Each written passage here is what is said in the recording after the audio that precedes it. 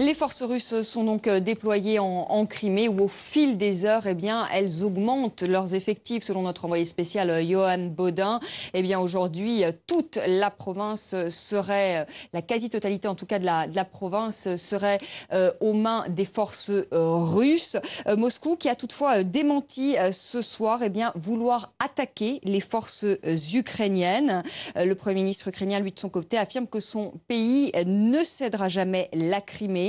Alors je vous propose tout de suite de revenir sur cette Crimée, sur cette province autonome qui est peuplée majoritairement de russophones. On fait le point tout de suite avec Alex Turnbull.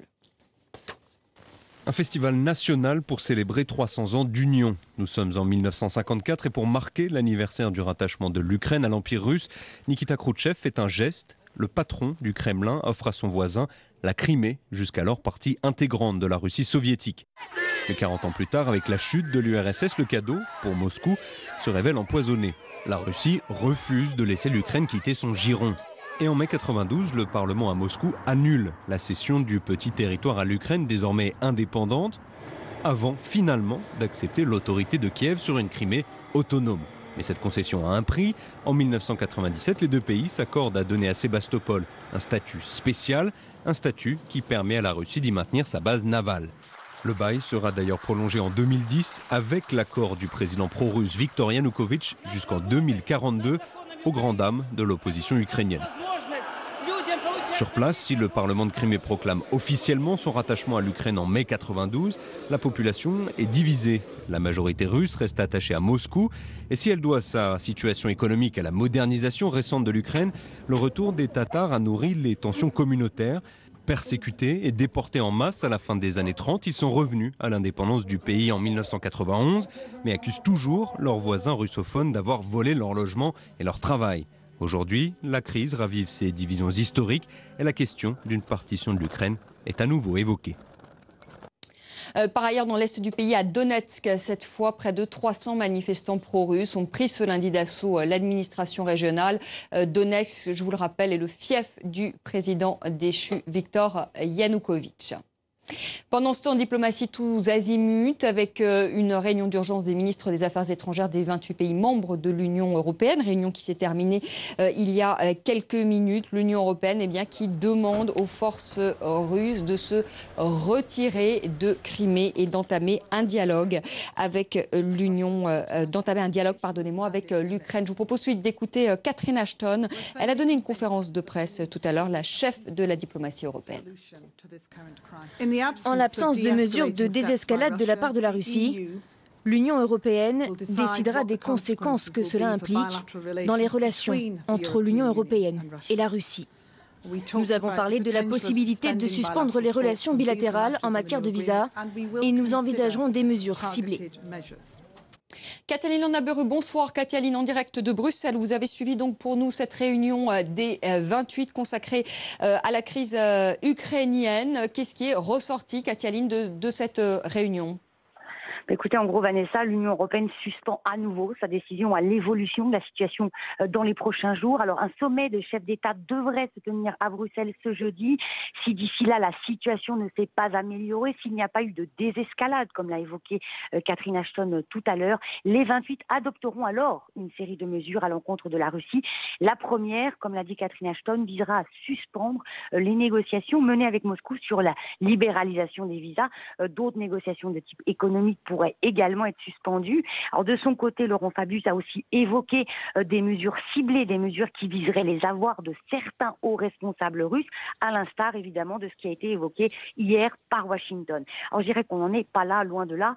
Pour l'instant, les Européens montrent les dents sans parvenir à être réellement menaçants. Les négociations sur les visas que les 28 menacent de geler sont bloquées de facto depuis longtemps. Leur suspension ne changera donc pas grand-chose au problème. Je dirais que toutes ces mesures semblent plus symbolique qu'autre chose. Elle montre l'impuissance des Européens, toujours tiraillés entre leur volonté d'envoyer un message de fermeté à la Russie et celle de ne pas couper les ponts avec Moscou, qui reste bien sûr un partenaire stratégique de l'Union européenne, en particulier sur le plan économique. Merci beaucoup, Katia Naburé, en direct de Bruxelles. Et ces deux informations pour vous dire que demain, Catherine Ashton, donc chef de la diplomatie européenne, rencontrera Sergueï Lavrov, le chef de la diplomatie russe, et que jeudi, eh bien, se tiendra à nouveau une réunion extraordinaire des 28 pays membres de l'Union européenne. Je vous propose maintenant de partir à Washington, où l'on retrouve notre correspondant Philippe Crosser. Bonsoir Philippe.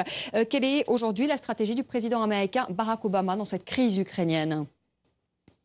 Bien, vous avez parlé juste là des petites étapes possibles de la part de l'Union européenne. Ici aussi, on prend des petites étapes. D'abord, par exemple, il n'y aura pas de délégation présidentielle aux Jeux paralympiques à Sochi. Ça, c'est une petite étape à prendre de la part de la Maison-Blanche. Les plus grandes étapes, la plus grande possible, ce serait une option militaire. Il faut toujours parler de cette mission, de cette option militaire. Il faut dire que toutes les options sont sur la table, mais l'administration Obama ne veut pas parler de cette dernière ultime option. On parle ici de désescalade, comme de la part de Bruxelles aussi. Par exemple, il y a eu ce coup de fil ce matin entre le vice-président Joe Biden et Dmitry Medvedev de la Russie. Et les États-Unis ont demandé aux Russes d'accepter des observateurs internationaux. C'est ce qu'on voit ici comme une porte-sortie possible diplomatique dans cette crise. On regarde aussi vers des sanctions économiques potentielles. Et John Kerry, le secrétaire d'État américain, ça c'est l'homme qui a parlé d'un acte incroyable d'agression. Eh bien lui aussi, il va aller à Kiev. Il y sera demain, mardi. C'est pour montrer qu'on est unis de la part de l'Union européenne et de la part des États-Unis, qu'on est avec l'Ukraine dans ce débat et non pas avec la Russie. Merci beaucoup Philippe Crosser, en direct de Washington. Voilà ce que l'on pouvait dire ce soir sur cette crise ukrainienne. Et on en reparlera évidemment dans le débat. C'est dans quelques minutes avec nos invités. Bonsoir, bienvenue dans le débat de France 24, un débat auquel vous pouvez participer via les réseaux sociaux. Vladimir Poutine a décidé donc de jouer au bras de fer avec les Occidentaux. Le président russe a envoyé des troupes en Crimée en 24 heures. 10 hélicoptères de combat auraient atterri et 8 avions de transport sans que l'Ukraine soit prévenue. Kiev accuse Moscou d'avoir choisi la guerre en Europe. Peut-on en arriver là ? Quelle est la stratégie du président russe et surtout, quelle sortie de crise ? Eh bien, on en parle ce soir avec nos invités, avec vous, Florence Mardy-Rossian. Bonsoir. Vous êtes fondatrice du think tank Géopole Europe, spécialiste des questions de crise et de conflits en Europe orientale et en Méditerranée.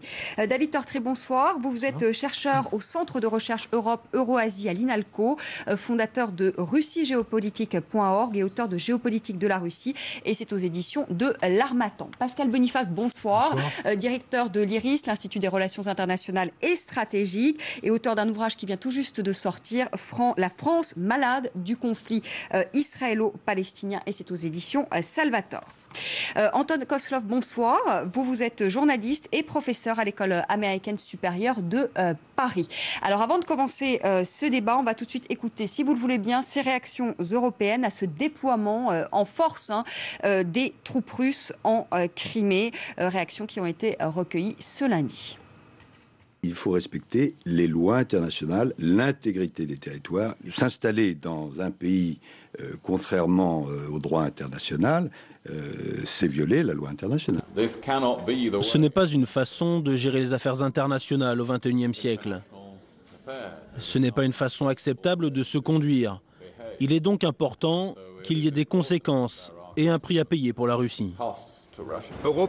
L'Europe connaît sans nul doute sa crise la plus grave depuis la chute du mur de Berlin. 25 ans après la fin de la guerre froide, le danger d'une nouvelle scission au cœur même de l'Europe est réel. Pascal Boniface, on a entendu le chef de la diplomatie allemande qui dit que c'est la plus grave crise depuis la chute du mur. Est-ce qu'il y a aujourd'hui un risque réel de conflit ? Non, c'est pas un niveau majeur. Alors, le risque, il existe toujours, il faut le prendre en compte. Mais ce qu'a fait Poutine, c'est une prise de gage territoriale pour muscler son dispositif et être en position de force pour des négociations. On voit ni les Russes se lancer dans un affrontement militaire avec les Occidentaux, ni avec les Ukrainiens, ni les Ukrainiens faire l'erreur qu'avaient fait les Géorgiens en 2008 de penser qu'ils pouvaient militairement reconquérir ce qu'ils avaient perdu. Et dans ces cas-là, d'ailleurs, les Occidentaux ne les aideraient pas. Donc, je ne pense pas qu'il y ait un risque d'affrontement. Et d'ailleurs, Poutine a fait une opération militaire, mais sans tirer de coup de feu. Donc on est plutôt dans la gesticulation. Dire qu'il s'agit de la plus grave crise depuis la chute du mur de Berlin me paraît exagéré. C'est une crise très grave qui mobilise. C'est certainement peut-être le défi le plus grand que Poutine adresse aux Occidentaux. Et c'est la fois la plus importante où les Russes, qui pendant une dizaine d'années n'ont plus existé au niveau international, relèvent le gant et défient les Occidentaux. Mais il y a eu des crises beaucoup plus graves, de la guerre d'Irak en 2003 au génocide du Rwanda en 1994. Antoine Kozlov, vous êtes d'accord avec ce que vient de dire Pascal Boniface? C'est plus de la gesticulation qu'un réel risque d'affrontement sur le terrain? Oui, je suis absolument d'accord. Je pense que Poutine n'a pas besoin de guerre. Il ne veut pas. De toute façon, l'économie russe n'est pas prête à entrer dans une situation de guerre. Je pense que lui, il veut négocier. Je pense que la raison, c'était la même chose avec la Géorgie. Le vrai souci, disons, de Poutine et du gouvernement russe, c'est l'expansion de l'OTAN vers les frontières de l'Est.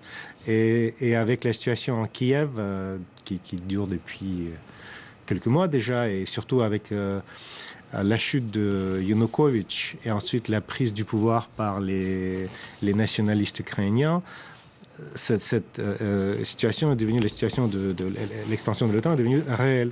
Au moins ce que Poutine considère. Je pense que tout ce qu'il fait aujourd'hui, c'est qu'il essaie de montrer sa position. Je ne pense pas qu'il est prêt à faire la guerre. Vous êtes d'accord avec ça, Florence Mardy-Rossian aussi? Vous êtes d'accord avec Pascal Boniface et avec Anton Kozlov? Aujourd'hui, il montre ses muscles, Vladimir Poutine. Il y a un effet de gesticulation, ou est-ce que vous pensez que quand même il faut être méfiant et que ça peut déraper? Je partage les avis de ces deux messieurs. Je dirais juste qu'il faut prendre ça au sérieux quand même, parce qu'on n'est pas dans le même cas que le scénario géorgien, étant donné la position géostratégique de l'Ukraine. Juste un petit bémol à ce que vous venez de dire, Monsieur Kozlov. Quand vous parlez de l'extrême droite ukrainienne au pouvoir... je dis les nationalistes. Les nationalistes, pardon, les nationalistes. Il y a une partie, effectivement, de nationalistes, notamment le Pravi Sector, qui... c'est l'extrême droite, ça. Il y a les nationalistes et il y a l'extrême droite. D'accord. Voilà. Et donc, si vous voulez, on ne peut pas quand même qualifier l'ensemble des personnes qui manifestent à Kiev et dans le reste du pays de nationalistes. Tout à fait. Bien sûr, on ne peut pas. Mais ce que je veux dire, qu'aujourd'hui, ceux qui ont pris le pouvoir, si vous regardez Turchin, si vous regardez Yatsenyuk et les autres autour, ce sont plutôt les gens qui viennent, Technibok, des partis plutôt nationalistes, comme But, comme Batkovщина et les autres. Oui, mais ce que je veux dire, c'est que souvent, on a tendance, et notamment dans les médias russes, à réduire, et on peut le comprendre aussi, à réduire cette opposition ukrainienne à des nationalistes et voire des personnes d'extrême droite. Voilà. Maintenant, je pense effectivement que personne ne veut la guerre. En revanche, il faut aussi se mettre un petit peu à la place de la Russie, qui voit, si vous voulez, le containment autour, à ses frontières, s'accentuer de plus en plus. Et forcément, ils défendent leurs intérêts. Donc, il est un petit peu curieux, je dirais, de la part de l'Union européenne, de reprocher à la Russie ce qu'elle fait elle-même, c'est-à-dire ne regarder que ses propres intérêts dans cette histoire. Je vous rappelle que sur l'union douanière et sur les accords avec l'Union européenne que l'Ukraine n'a finalement pas signés, eh bien, chaque camp, on va dire que ce soit l'Union européenne ou que ce soit la Russie, disait si vous signez les accords d'association avec l'Union européenne, ça sera incompatible avec l'union douanière et vice-versa. Donc, je trouve... Vous voulez dire finalement que l'Ukraine a été prise en otage finalement à la fois par l'Union européenne et à la fois par la Russie? Je pense sincèrement que le peuple ukrainien a été pris en otage et malheureusement dans cette histoire, il n'y a pas que le peuple ukrainien qui est pris en otage, il y a tous les autres pays du partenariat oriental qui, je le rappelle, sont les voisins et de l'Union européenne et de la Russie qui sont pris en otage par ces deux puissances. David Tortry, vous êtes d'accord avec ça? L'Ukraine aujourd'hui est prise en otage à la fois par l'Union européenne et par la Russie? On peut considérer, de toute façon, si on élargit la question, qu'il y a un manque d'intégration pan-européenne qui est évident à l'heure actuelle, c'est-à-dire que concernant l'Ukraine, c'est un État qui n'a pas intérêt à s'aliéner l'un de ses deux partenaires, les deux principaux partenaires, c'est l'Union européenne et la Russie.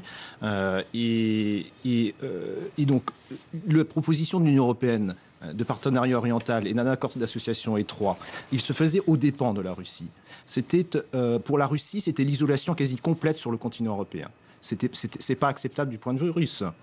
S'il y a une volonté européenne d'intégrer l'Est, il faut proposer un accord global. Il faut intégrer la Russie, l'Ukraine, les autres États qui sont à la frontière des deux ensemble, et dire on propose quelque chose de plus large. Je voudrais revenir aussi sur la question de la Crimée. Par contre, il me semble qu'on ne peut pas parler de gesticulation dans le sens où la Russie, de facto, a pris le contrôle de la Crimée. La Crimée, à l'heure actuelle, est en train de passer sous contrôle russe, sachant que, rappelons que la Crimée, pour les Russes, c'est quand même quelque chose de très particulier. En Russie, vous demanderez à un Russe de la rue, il vous dira la Crimée, c'est russe. Pour différentes raisons. C'est-à-dire que sur 2 millions d'habitants, il y a 1,5 million de russophones. Voilà, tant en termes de population actuelle qu'en termes de symboles historiques. Pour les Russes, la Crimée, c'est le lieu de bataille contre les envahisseurs, au moins à 2 reprises au 19e et au 20e siècle. Sébastopol, c'est un symbole du patriotisme russe aussi dans le conflit mondial, le deuxième conflit mondial. Oui, mais donc, c'est quelque chose. C'est un pays souverain et indépendant, bien sûr, quand même. Bien sûr. Je vous parle mais on l'oublie. Ah oui. Je vous parle du point de vue russe et du fait que quand Vladimir Poutine intervient en Crimée, il a un soutien extrêmement important du côté de la population russe. Il faut aussi l'avoir en tête. Pascal Boniface, est-ce qu'on peut faire un comparatif justement avec le conflit qu'il y a eu en Géorgie en 2008 ? Oui et non. Oui, parce que c'est dans les deux cas un territoire avec une population russophone qui fait sécession et qui est protégé par la Russie. On n'en est pas encore là en Crimée. C'est effectivement la crainte que l'on peut avoir à Kiev, c'est que la Crimée devienne, comme l'Ossétie du Sud et l'Abkhazie, une région sécessionniste contrôlée par la Russie, même si ce n'est pas encore le cas. La différence, c'est que l'Ukraine, c'est un plus gros morceau, si j'ose dire, que la Géorgie. Et pour l'instant, fort heureusement, le pouvoir ukrainien actuel n'a pas été aussi imprudent que ne l'avait été le président géorgien qui avait cru pouvoir récupérer militairement ces territoires qui lui échappaient. Mais effectivement, il y a cette comparaison, puis il y a aussi une autre comparaison, c'est le Kosovo. Puisque ce qui s'est passé en Abkhazie, en Ossétie du Sud, c'était une sorte de match retour pour la Russie par rapport à l'humiliation qu'elle avait subie au Kosovo. Et dans les deux cas, chacun joue à front renversé. Au Kosovo, les Occidentaux avaient privilégié le principe du droit des peuples à disposer d'eux-mêmes. Les Kosovars voulaient être indépendants des Serbes au détriment du principe d'intégrité territoriale. Et là, ils font l'inverse pour la Crimée. Et bien sûr, au Kosovo, les Russes défendaient le principe de l'intégrité territoriale. Et là, ils vont dire que comme il y a référendum à la fin du mois, que la population de Crimée va être indépendante. Donc il y a, bien sûr, de part et d'autre, beaucoup d'hypocrisie. Mais on voit là que les Russes tiennent leur revanche par rapport à un épisode, le Kosovo, qui avait été extrêmement douloureux pour eux. Justement, sur l'hypocrisie russe, Anton Kozlov, la Russie, concernant justement la Syrie, défend justement la non-ingérence. Or, aujourd'hui, pardonnez-moi, mais dans ce dossier ukrainien, elle fait preuve plutôt d'ingérence. C'est le moins qu'on puisse dire. S'il n'y a pas un double discours là, écoutez, je pense que la Russie, c'est pas une question de... Bon, je pense pas que nous pouvons comparer les deux cas, parce que il n'y a pas, disons, des anglophones, des Américains qui habitent en Syrie. Disons, c'est un pays arabe, déjà. Non, mais sur le principe diplomatique, c'est-à-dire de brandir la non-ingérence et finalement de ne pas l'appliquer. La Russie, leur déclaration était très simple, en fait. Parlons de choses. Leur déclaration était d'abord, Poutine n'a jamais, jusque-là, au moins je n'ai pas entendu, il n'a pas signé l'ordre d'invasion. Pour l'instant, il a reçu la permission du Sénat russe, mais il y a bien, évidemment, il y a les soldats russes en Crimée, mais l'invasion formelle n'a jamais, pour l'instant, eu lieu. Premièrement. Deuxièmement, lui, il a... que ça, vous dites que ce n'est pas une invasion. Alors l'invasion, peut-être le terme est un peu fort, mais c'est quand même une occupation. C'est-à-dire d'envoyer quand même des soldats, des militaires russes sur un territoire qui est indépendant et souverain. Même s'il y a beaucoup d'hypocrisie, la différence, c'est que là, il dit répondre à un appel des autorités de Crimée, puisque le pouvoir décentralisé à Crimée a appelé à l'aide, et les Russes disent qu'ils renforcent leur dispositif militaire qui était déjà sur place. Il n'y avait pas de soldats russes auparavant. Tout d'un coup, la Russie devient militairement présente, et les Russes sont très attentifs à préserver les formes. Malgré la brutalité de leur action. Ils préservent les formes en voulant dire qu'eux respectent le droit international et que ce sont les autres, les Occidentaux, qui ne le respectent pas. Donc ils disent qu'ils répondent à un appel d'intervention. D'ailleurs, le précédent d'Afghanistan, en 1979, c'était déjà ça. Ils avaient répondu à un appel de venir sur place en Afghanistan. Et donc les Russes qui veulent maintenir quand même le mythe d'un respect de leur part du droit international sont extrêmement attentifs à cela. Pour l'instant, il n'y a pas eu d'affrontement militaire et je pense que les Russes ne feront pas l'erreur, qui serait dramatique, d'annexer juridiquement la Crimée et de rattacher la Crimée à la Russie. Dans ce cas-là, effectivement, ils violeront.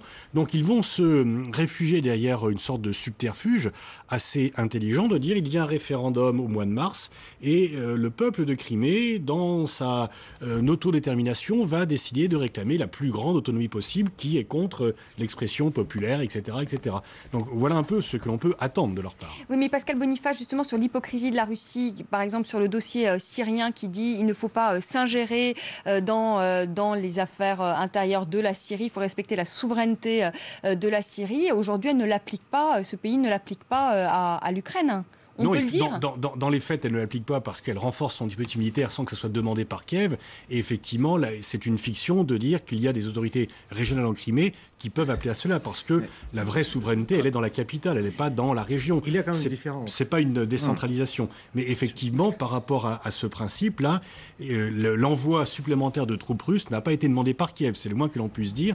Et donc, il y a effectivement une ingérence de la Russie dans les affaires ukrainiennes. Je voudrais dire juste qu'il y a quand même un pas de plus par rapport à l'affaire géorgienne.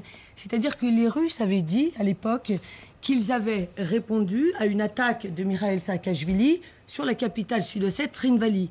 Là, comme nous le savons tous, il n'y a pas eu d'attaque de Kiev sur la Crimée. Donc je pense que non seulement l'enjeu géopolitique n'est pas le même entre l'Ukraine et la Géorgie, mais en plus, il me semble qu'il y a un pas de plus. Pour revenir sur la politique de 2 poids, 2 mesures, que Vladimir Poutine n'a de cesse de dénoncer à chaque fois, bien évidemment que lui aussi pratique une politique de 2 poids, 2 mesures, comme toutes les grandes puissances, que ce soit sur l'affaire du Kosovo, aujourd'hui en Ukraine, hier en Géorgie, etc.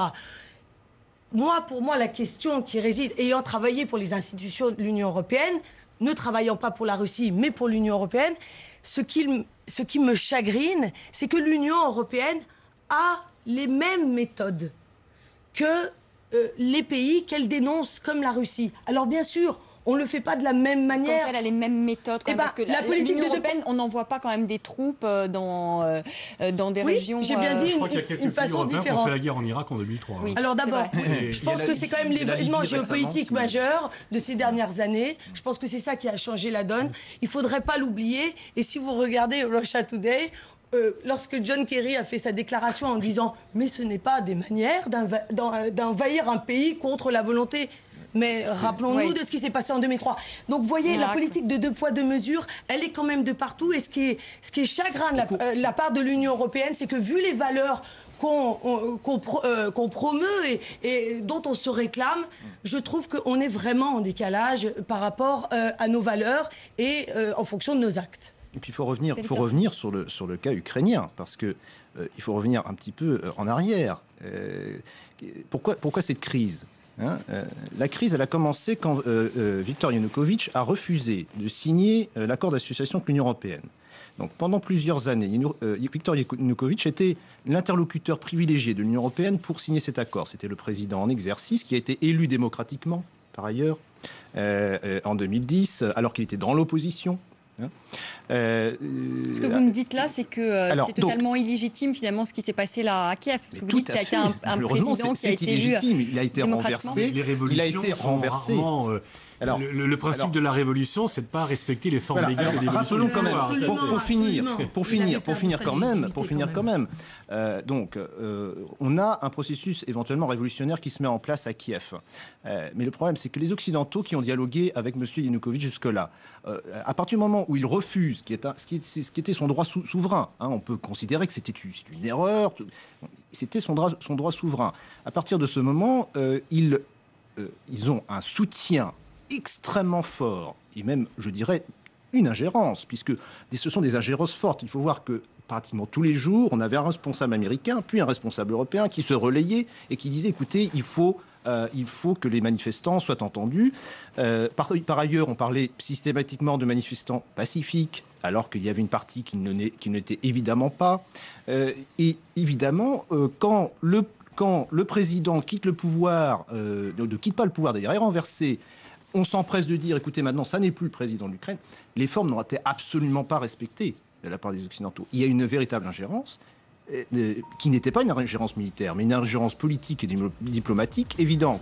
Donc de l'autre côté, les Russes, qu'est-ce qu'ils disent? Nous, on considère que Yanukovych est encore le président en exercice. Vous comprenez? Bien sûr, c'est hypocrite. Mais ils vont dire, nous, écoutez, on considère que c'est encore le président en exercice. Donc il y a beaucoup d'éléments qui font que la crise à l'heure actuelle, elle est une double ingérence occidentale et russe de l'autre côté. On va faire une petite pause. On va se retrouver dans un instant. On se posera la question de savoir s'il y a un risque aujourd'hui de partition de l'Ukraine. Et je voudrais qu'on parle aussi de la position des États-Unis dans ce dossier ukrainien et quelle sortie de crise aujourd'hui. On en parle dans un instant avec nos invités. À tout de suite. 19h30 à Paris, nous sommes en direct et c'est l'heure du rappel des titres. La Russie vient de démentir vouloir attaquer les forces ukrainiennes. Un peu plus tôt, l'agence de presse Interfax affirmait bien que les forces russes avaient lancé un ultimatum aux forces ukrainiennes leur demandant de se rendre en Crimée. Eh bien, Moscou dément ce soir cette information. Sachez par ailleurs que les 28 se sont réunis aujourd'hui à Bruxelles. Catherine Ashton, la chef de la diplomatie européenne, qui a donné tout à l'heure une conférence de presse. Les Européens demandent aujourd'hui à Moscou de rappeler ses troupes et d'entamer le dialogue avec l'Ukraine. Catherine Ashton qui rencontrera demain le chef de la diplomatie russe, Sergueï Lavrov, et les 28 qui se retrouveront à nouveau pour un sommet extraordinaire ce jeudi. Et puis l'autre actualité de ce lundi, c'est ce procès ultra médiatisé de cet athlète hors norme, Oscar Pistorius, qui est accusé d'avoir tué sa compagne de 4 balles. Pistorius qui aujourd'hui, dans un tribunal du Cap, a plaidé non coupable. Voilà pour les grands titres de l'actualité de ce lundi soir.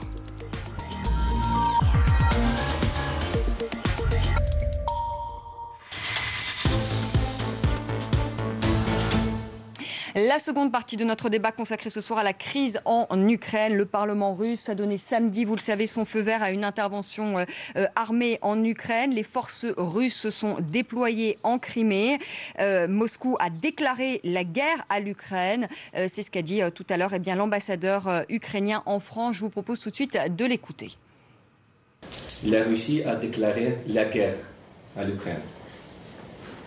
C'est évident que les liens de partenariat entre nos deux pays sont disparus maintenant. Désormais, nous n'avons que les relations avant et les relations après. L'Ukraine est un pays pacifique, tandis que la doctrine militaire russe est pleine d'ennemis potentiels extérieurs. La doctrine militaire ukrainienne ne les prévoit pas du tout. Pascal Boniface, comment peut se régler cette crise ukrainienne aujourd'hui? Par la négociation, il faut créer un groupe de contact. En tous les cas, c'est pas en ne négociant pas avec les Russes qu'on va régler cette affaire. On a vu tout à l'heure que la solution militaire n'est pas de ce monde, heureusement, et ça ne va pas se résoudre tout seul, donc il faut négocier. Il faut que les Occidentaux fassent valoir leurs droits, mais peut-être qu'ils prennent aussi en compte les positions russes, qui estiment qu'elles n'ont pas été prises en compte dans le passé, à tort ou à raison, en tous les cas, c'est la position russe, mais évidemment, il faut négocier. Et les pétitions de principe de dire qu'il ne faut plus parler aux Russes, etc., sont parfaites pour faire des effets de manche et se faire applaudir, etc., mais ne sont absolument tout à fait inutiles si on veut résoudre la situation. La Russie est dans cette affaire un rival du monde occidental.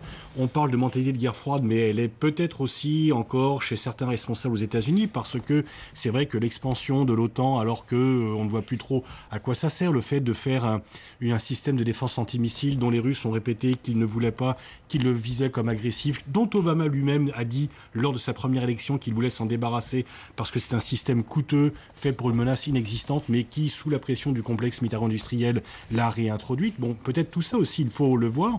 C'est vrai que la Russie se sent encerclée, elle est elle-même elle fait elle-même peur à ses voisins, mais en tous les cas, l'attitude russe est désagréable, c'est clair. C'est une attitude qui est une attitude armée, non violente, mais armée. Mais en tous les cas, c'est avec la Russie qu'il faudra négocier pour trouver une solution. Antoine Kozlov, négocier quoi ? Je pense que d'abord, il faut négocier le processus de transition du pouvoir à Kiev pour être sûr de quoi il s'agit exactement et pour se mettre d'accord sur la légitimité Mais il y a une élection qui est prévue. Donc voilà, ça faisait quand même partie du document qui avait été signé par les Russes, quoique les Russes n'ont pas signé le document final. Ça n'a pas été vraiment respecté. Et puis je pense qu'il faut aussi considérer que les Russes, ce qu'ils cherchent, c'est être sûr que l'Ukraine reste neutre, comme Finlande, comme n'importe quel pays neutre, qui n'entrera pas dans l'OTAN, ni dans aucune alliance qui peut être considérée comme hostile. Mais est-ce que ce n'est pas aux Ukrainiens de décider ça et non pas aux Russes ? Si vous parlez des géopolitiques, malheureusement, il y a des intérêts croisés. Non, mais écoutez, regardez, la Finlande existe très bien sans être impliquée dans... Je pense qu'il faut, si vous voulez la paix et les relations, disons, correctes avec les Russes, il faut prendre leurs soucis en considération aussi, je pense. Là, je rejoins M. Kozlov. Il faut prendre les considérations des Russes en compte, bien évidemment. Cela étant, quand même, je regrette, monsieur, mais le peuple ukrainien n'est pas là pour assurer la paix entre l'Union européenne et la Russie. C'est quand même de leur propre fait et de leur choix qui résidera quel camp ils choisissent. Maintenant, pour la paix entre l'Union européenne et la Russie, il me semble, et vous avez tout à fait raison, me semble-t-il, qu'il faut absolument négocier. Alors, qu'est-ce qu'est en train de faire l'Union européenne ? Est-ce qu'elle suit des directives des États-Unis, puisqu'on l'a vu pendant la crise, un moment quand la sous-secrétaire d'État américaine s'est exprimée un petit peu de manière musclée sur l'Union européenne, qu'il n'y a eu aucune réaction de la part de l'Union européenne. Que faisons-nous ? Des déclarations ? Et, a priori, ce sont les États-Unis, aujourd'hui, qui négocient sur le dossier en se confrontant aux Russes. C'est vrai que quand on écoute quand même Catherine Ashton donc, ce soir à l'issue de cette réunion des 28, franchement, il n'y en a pas grand-chose qui est ressorti. C'est quand même assez... C'est aussi trop tôt. Il faut négocier, mais on ne va pas négocier dans les 24 heures. Il faut quand même... négocier ne signifie pas aller à Canossa et tout accepter de la part des Russes. Donc il faut également que les pays de l'Union européenne prennent une position de force. Et là, je crois que sur l'affaire ukrainienne, il faudrait éviter que les États-Unis soient en tête. L'Allemagne a un rôle extrêmement important, la France également. Et d'ailleurs, l'accord qui, malheureusement, n'a pas été respecté a été trouvé par la Troïka européenne la semaine dernière. Ensuite, il n'a pas été respecté, mais là, la diplomatie européenne, qui est souvent critiquée, moquée, etc., avait quand même obtenu un accord entre l'opposition et le pouvoir ukrainien qui était de très bonne aloi. Et je pense que l'Allemagne en tête les pays européens ne veulent pas mettre d'huile sur le feu. Mais ils sont un peu coincés entre le fait de ne pas cautionner une politique de force de Poutine qui n'est pas acceptable en l'état, mais le fait aussi de garder des relations. Et on voit que personne, d'ailleurs, n'a appelé à faire un embargo sur la Russie, à cesser les relations économiques avec la Russie, d'arrêter d'acheter du gaz à la Russie, etc. Donc, il est quand même normal qu'on ne se précipite pas tout de suite dans la négociation officielle. Les contacts sont pris. Il y a des échanges entre Poutine, Hollande, Obama, etc. C'est quand même Pascal Boniface qu'aujourd'hui que c'est Vladimir Poutine quand même qui mène le jeu, que les Européens finalement subissent un peu ce qui se passe et que Barack Obama, lui, il est très loin. Oui, et que Barack Obama, lui, est très loin et qu'il est plus tourné vers l'Asie, le Pacifique et qui Barack Obama, il n'est pas tourné sur grand-chose parce que les aventures militaires américaines dans la première décennie de ce siècle n'ont pas été couronnées de succès et il cherche plutôt à se désengager qu'à s'engager, surtout quand on ne gagne pas la guerre d'Irak, on ne va pas faire la guerre à la Russie. C'est pas vraiment conseillé. Donc, et Barack Obama est en train de se désengager, effectivement. Et donc, les Européens peuvent être, effectivement, avoir une position assez forte, mais pour l'instant, il faut d'une part, qu'ils prennent une position commune. C'est jamais trop facile, mais enfin, ça devrait être le cas. Et il peut y avoir aussi une concertation avec les Américains, mais l'Europe a un mot, à mon avis, différent parce que les Américains ont dans l'affaire un agenda global de rivalité avec la Russie et une partie des élites américaines voient à la fois la Russie comme toujours le pays de la guerre froide et en même temps un pays vaincu. Et donc, ils ne se sont pas tellement occupés. Et ils ont toujours pensé que la Russie était quotité négligeable, ce qui a été une erreur et ce qui a renforcé la crispation russe qui est réelle. Aux Européens d'avoir une attitude à la fois ferme, mais en même temps, eux, ils sont sur le continent, ils sont sur le même continent que la Russie. Donc on a des liens avec la Russie qui sont par nature différents des liens que peuvent avoir les Américains. Juste, pour moi, deux choses essentielles. C'est à l'Union européenne de se saisir du dossier et non des Américains. Bien sûr, les Américains sont concernés, mais c'est à l'Union européenne de prendre la tête des négociations avec la Russie. Ils doivent effectivement négocier, puisque finalement, nos voisins, les Russes sont nos voisins et pas ceux des Américains. Ça, c'est la première chose. Et deuxième chose, je remets un bémol à ce qui a été dit.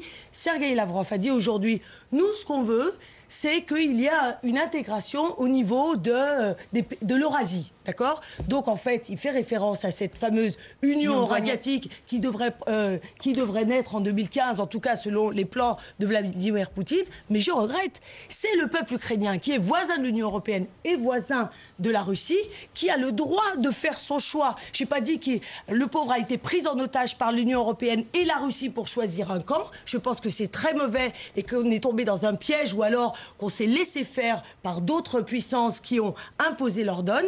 Maintenant, c'est au peuple ukrainien de choisir. Mais le problème du peuple ukrainien, Florence Mardi-Rossion, est-ce que c'est pas aussi justement un problème ? C'est un peuple aujourd'hui qui est fracturé.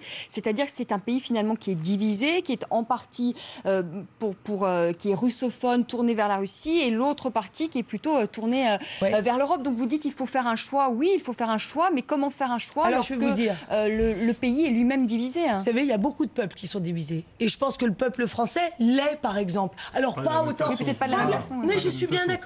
Mais je vais vous dire, mais vous le savez bien, si on appuie là où ça fait mal, un jour en France, on pourrait tous se diviser aussi. Le peuple ukrainien... Oui, bon, là, on fait... Non, mais... C'est pas la même. Il y a aussi une division. Il y a une division à la fois linguistique, il y a une division géographique, mais la réalité, c'est que l'Ukraine est un pays double et qui a besoin de deux partenaires. Et l'intérêt même de l'Ukraine, c'est de ne pas qu'une partie gagne contre l'autre, parce que si elle n'avait qu'une relation avec une partie, qu'il s'agisse de l'Europe ou de la Russie, l'autre partie ukrainienne se sentirait flouée. Puis il y a aussi une chose, c'est que nous n'avons pas les moyens, l'Union européenne n'a pas les moyens de se payer l'Ukraine. Nous n'avons pas 35... On l'a vu, 600 millions, on avait proposé. Oui, mais alors ils demandent 35 milliards. 15... Ouais. Ils demandent 35 milliards, nous ne les avons pas. 15, et donc, il n'y a pas de perspective d'intégration de l'Ukraine dans l'Union européenne. Et pour sortir l'Ukraine du marasme, qui n'est pas seulement un marasme stratégique et politique, qui est aussi un marasme économique, eh bien là, il faudrait quand même que tout le monde s'y mette et qu'on ne soit pas les uns contre les autres. Et là, on ne dit pas la vérité, parce que sur Maïdan, il se dit tous les jours qu'il faut aller du côté de l'Union européenne parce qu'il y aura intégration. Et ça, c'est faux. Et là, on induit le peuple en erreur. Sur la question du choix souverain du peuple ukrainien, il faudrait rappeler que, selon tous les sondages sérieux, les Ukrainiens sont très majoritairement contre l'intégration du pays à l'OTAN. On est environ à 80-20 au moins, ce qui n'est pas du tout le cas pour la perspective européenne, par contre. Dans la perspective européenne, ils sont beaucoup plus partagés. Donc il faut quand même... pour les Ukrainiens, comme pour d'autres peuples d'ailleurs, l'OTAN et l'Union européenne sont quand même deux structures bien différentes, même si effectivement du côté occidental, éventuellement du côté américain, on a tendance à les associer comme quelque chose de tout à fait naturel. Sur le choix souverain du peuple ukrainien, normalement, il se fait au travers des urnes. Il s'est fait au travers d'élections. Il y avait des élections qui étaient prévues au début de l'année prochaine. Les dernières élections en 2010, je le répète, avaient été considérées par l'Europe comme démocratiques et avaient mené au pouvoir quelqu'un qui était effectivement russophone, qui d'ailleurs dans son programme avait annoncé qu'il voulait maintenir une équidistance entre la Russie et l'Union européenne, ce qui a été en gros sa politique jusqu'à novembre, décembre dernier. Donc, par contre, ce qui s'est passé là, je le répète, ça n'est pas un choix démocratique, c'est la prise de pouvoir par un groupe constitué qui n'est pas censé représenter la majorité du peuple ukrainien. On ne sait pas quelle est la proportion des Ukrainiens qui approuvent, et d'ailleurs, ils approuvent peut-être ou désapprouvent pour des raisons différentes. Parce qu'il y a ce qu'on peut dire quand même ce soir, c'est que la légitimité du président Yanukovych aujourd'hui, oui, quand même, quand il y a eu des morts, autant de morts sur la place de l'indépendance. Oui, mais il faut voir aussi la vision des Ukrainiens et des Russes, qui n'est pas tout à fait la nôtre au travers de nos médias. Il y a aussi de nombreux policiers qui sont morts par balle. Donc, ce ne sont pas des manifestants pacifiques qui les ont assassinés.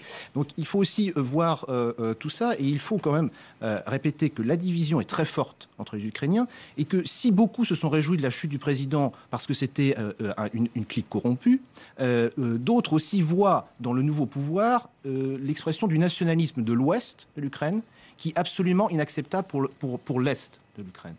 Donc il y a beaucoup d'enjeux. Je voudrais qu'on revienne quand même un mot sur ces négociations, justement, sur le fond. Donc, vous disiez une transition démocratique, là. Donc, ça, il y a des élections qui sont prévues. Qu'est-ce qu'on peut aussi attendre de ces négociations ? Écoutez, moi je pense en Ukraine et en Russie, et même je pense que Kiri a mentionné le mémorandum de Budapest qui est censé de garantir. Mais en fait, ça ne garantit pas grand-chose. Si on rappelle à nos téléspectateurs, c'est 1994, c'est États-Unis, c'est ça, Russie et Union européenne. Si l'Ukraine est attaquée, eh bien ces trois pays doivent défendre l'Ukraine. C'est bien ça ? Non, c'est pas ça. Pas du tout. Mémorandum de Budapest, non, c'est 1994. la renonciation aux armes nucléaires. C'est une annexe de ce texte, c'est une annexe... De venir défendre le territoire ukrainien, non c'est réaffirme... Pas de l'Union européenne. Pas du tout. C'est réaffirme le principe de l'intégrité du territoire qui est défini par l'Organisation de coopération et sécurité. Voilà, c'est-à-dire que c'est le acte de Helsinki. Donc aujourd'hui, quand on dit qu'il y a les représentants de cette organisation qui arrivent à Kiev, en Ukraine, je pense que c'est une bon signe parce que je pense qu'il faut négocier tout ça dans le contexte de ce qui était dit en 1994, mais c'est pas du tout une question de garantie. C'est-à-dire que c'est une erreur, je pense, que tout le monde fait aujourd'hui, puisque j'ai l'impression que personne n'a jamais lu le texte. Mais ça veut dire qu'il faut négocier dans le cadre qui était défini en 1994 à Budapest. Et là, il y a plein de possibilités de résoudre le problème.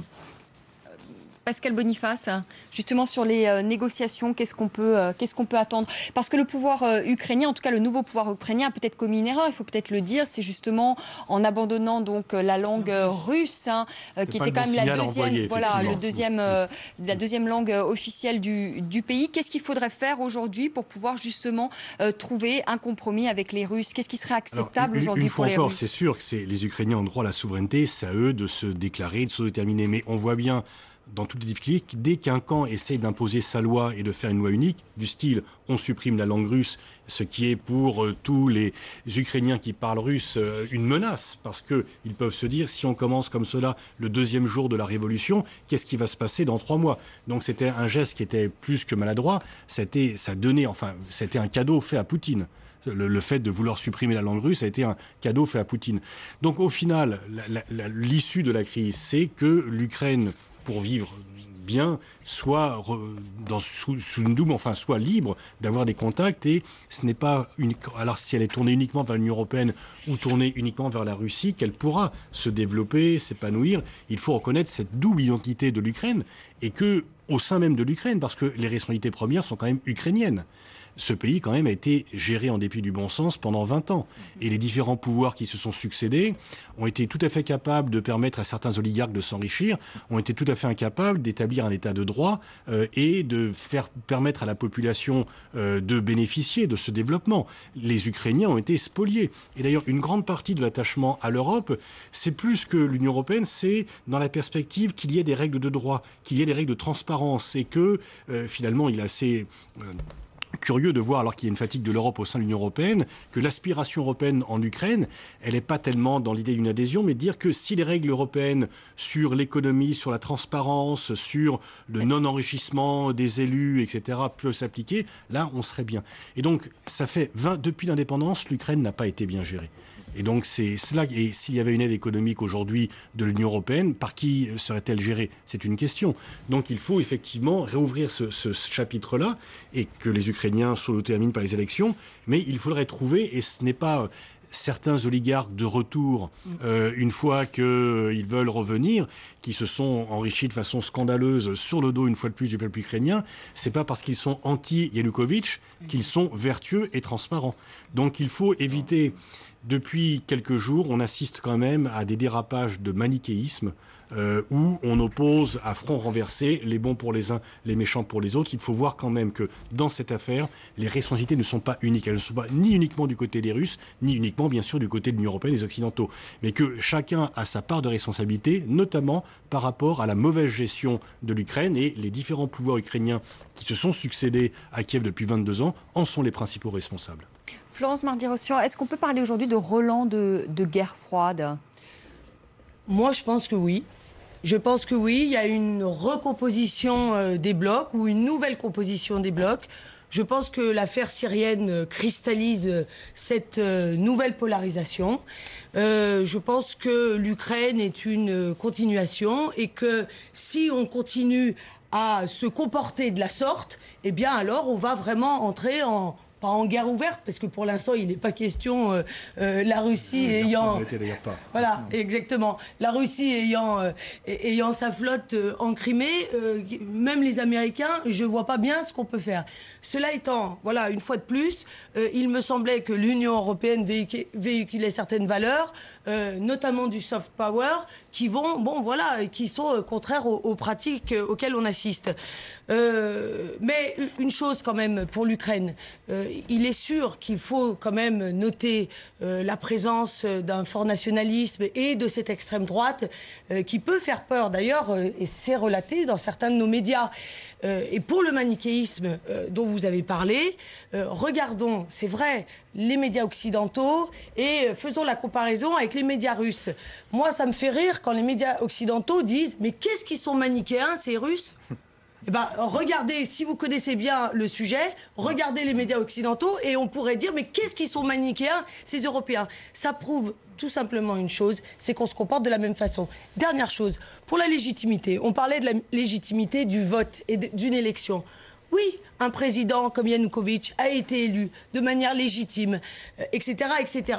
Mais comme pour... Bon, je ne veux pas empiéter sur le terrain égyptien ou d'autres terrains, mais quand même, la légitimité ne réside pas uniquement dans un vote, dans une élection. On perce... Attendez, je termine juste là-dessus. Il est arrivé au pouvoir. Je termine juste là-dessus. Non, mais je comprends, mais... Moubarak, il était là. Non, mais bien sûr. Je ne parlais pas de Moubarak en l'occurrence.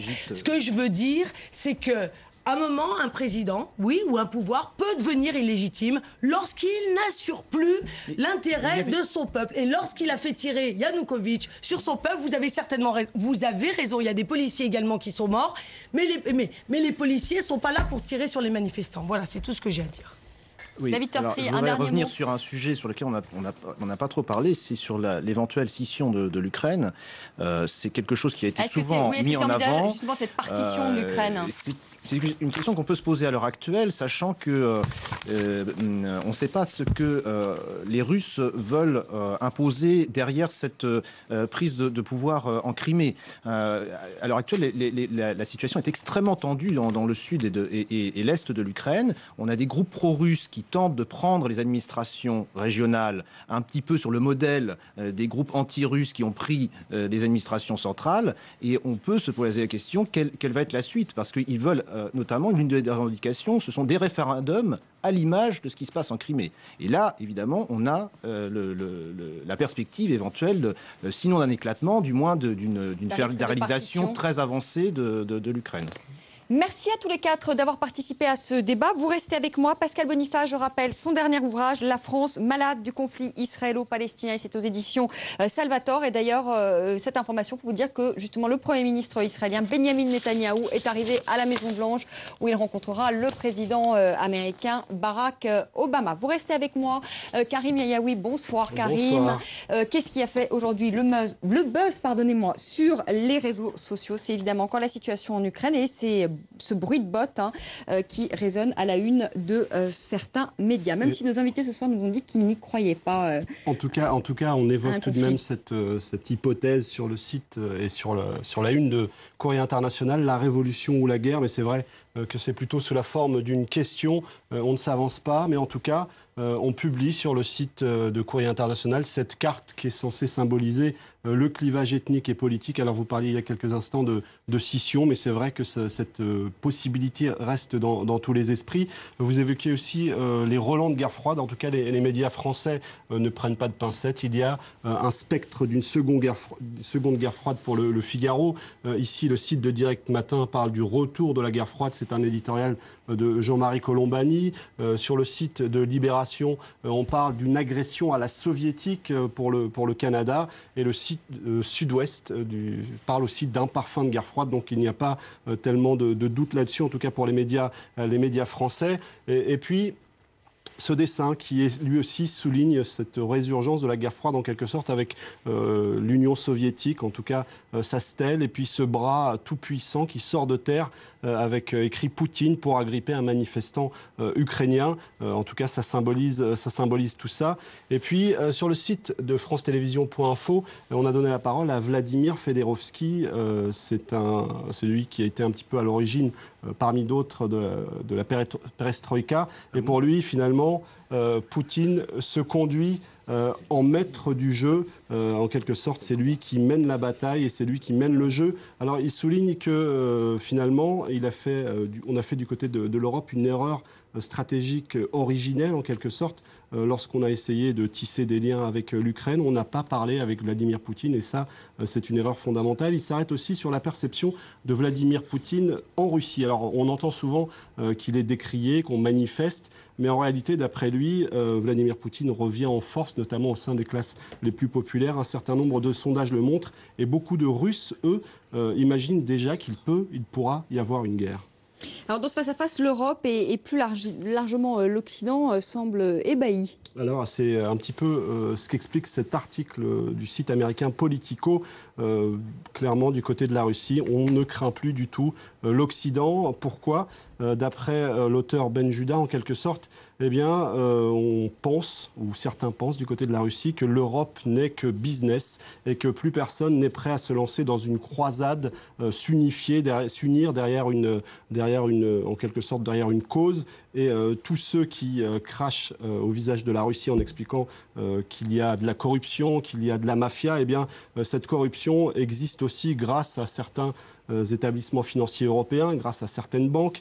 Et cet article souligne aussi qu'on voit qu'un certain nombre de pays, notamment l'Espagne, le Portugal ou encore la Grèce, qui sont dans des difficultés assez importantes depuis plusieurs années, eh bien, n'hésitent pas à oublier tout ce qui concerne les droits de l'homme simplement pour avoir les faveurs économiques ou quelques faveurs économiques de la Russie. Et puis pour finir, le site de Courrier International relaie cette une défiante un petit peu de Komsomolska Pravda, je vais y arriver, qui est un site plutôt pro-russe et qui écrit à propos de la Crimée est à nous.